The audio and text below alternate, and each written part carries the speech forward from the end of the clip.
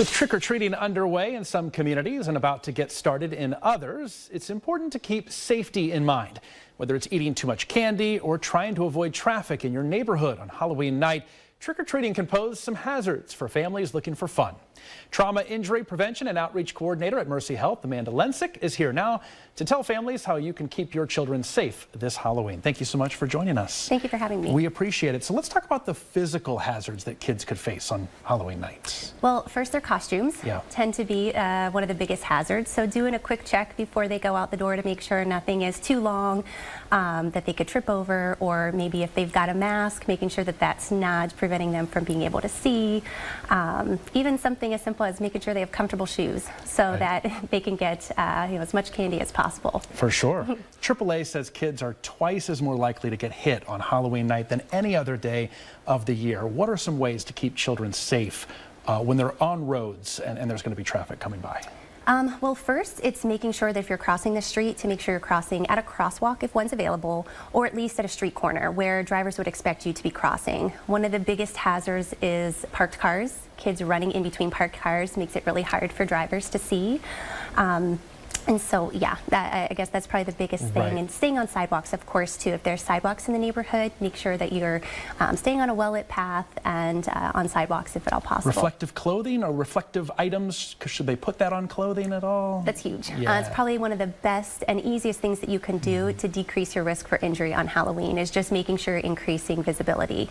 And it's something you could do simply, with glow sticks or flashlight, reflective tape, just making sure if you are putting something on the costume that it's on the outermost layer. Right, absolutely. And a lot of people, of course, love to decorate their yards. Can those spooky decorations cause hazards?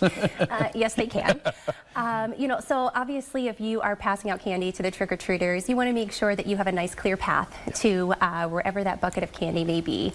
Try to make sure it's well lit so that everybody can see where they're going. And if you've got any extension cords, to keep those big blow-up items, inflated, or maybe a display lit up, make sure that those are out of the way so nobody's tripping over those. Well, let's talk about the candy, because that's what all the kids want, right? Right. What should parents be looking out for? How do we keep our sweet treats safe for our kiddos?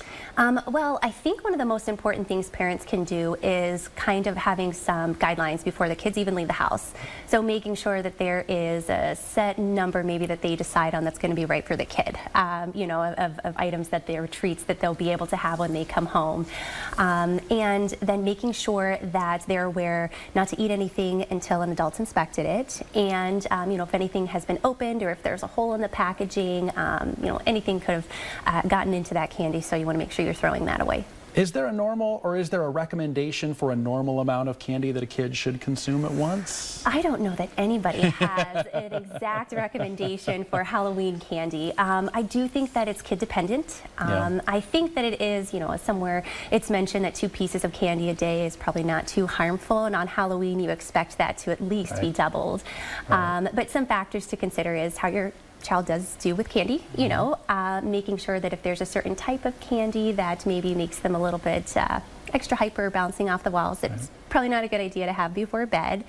And then also consider the size of the candy. There's a big difference between, 4 pieces of fun-size candies versus the king-size candy. The full-size bars, which us parents love to get, right? Amanda Lensick, thank you so much for coming in. We appreciate it. Hopefully everybody stays safe out there Halloween. Thank you so much for having me. Thanks.